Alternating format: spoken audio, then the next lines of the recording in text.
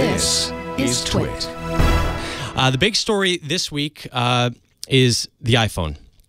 iPhone 8 launched yesterday, and here's the thing.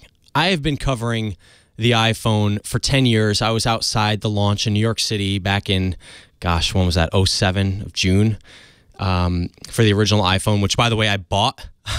I was basically at the Apple event in New York City, 10,000 people lined up, crazy. And I'll never forget Apple, while I was covering the event, they're like, do you want to buy one of these phones?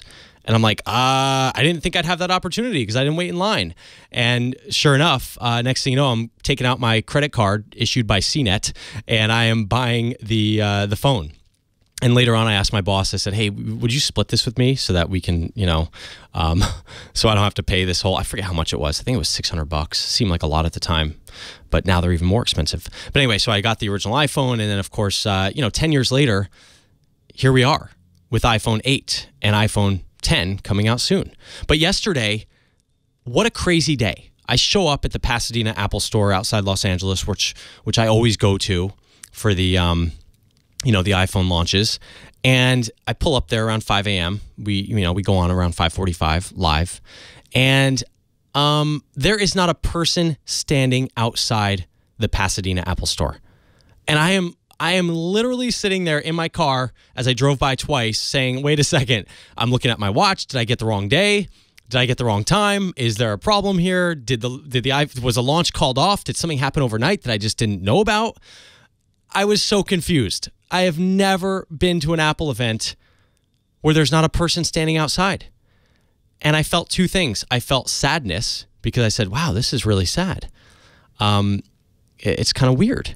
And I don't know what the other thing I felt was, but I just felt like, no, I was in the right place, so it's okay. But I felt like we had ourselves a story, because how strange is that?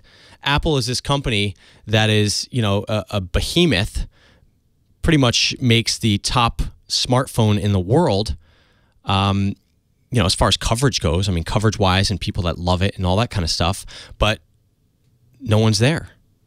It was just an unbelievable sight to me, and I tweeted out a picture that, kind of went viral yesterday.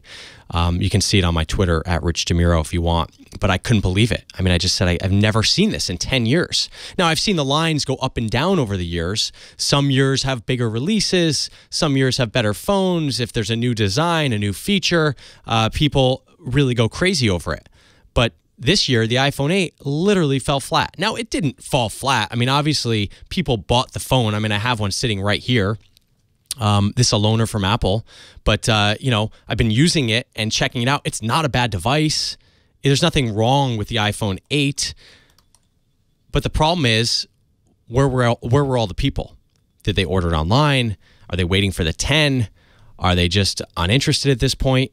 But we're going to get the sales numbers in a couple months from Apple, and I guarantee they will sell a lot of these phones. In fact, I might even argue it might be a better phone to buy than the iPhone 10 at this point. But let's talk about the iPhone 8, some of the reaction from it. I've been using it for a couple of days now, and Tom's Hardware, they say the iPhone 8 is the fastest phone in the world. They say it's not even close to other phones. Now, the phone I was using before the iPhone 8 was the Note 8. And the Note 8, I thought, was pretty darn good, pretty fast, pretty sleek, pretty slick, nice design. And I thought that was a great phone. But here's the thing. When they did their tests, so I don't know what these numbers mean, but basically they did some sort of Geekbench test. iPhone 8 Plus gets a 10,400. iPhone 8 gets a 10,200. Galaxy Note 8 gets a 6,500.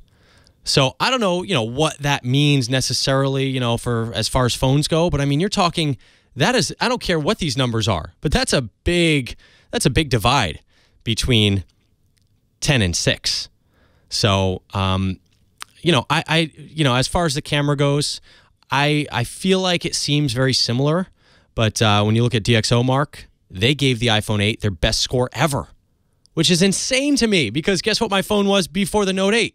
It was the Pixel.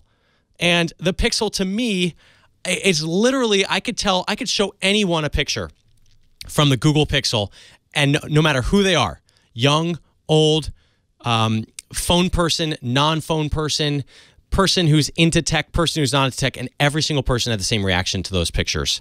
Wow. That's unlike anything I've seen before.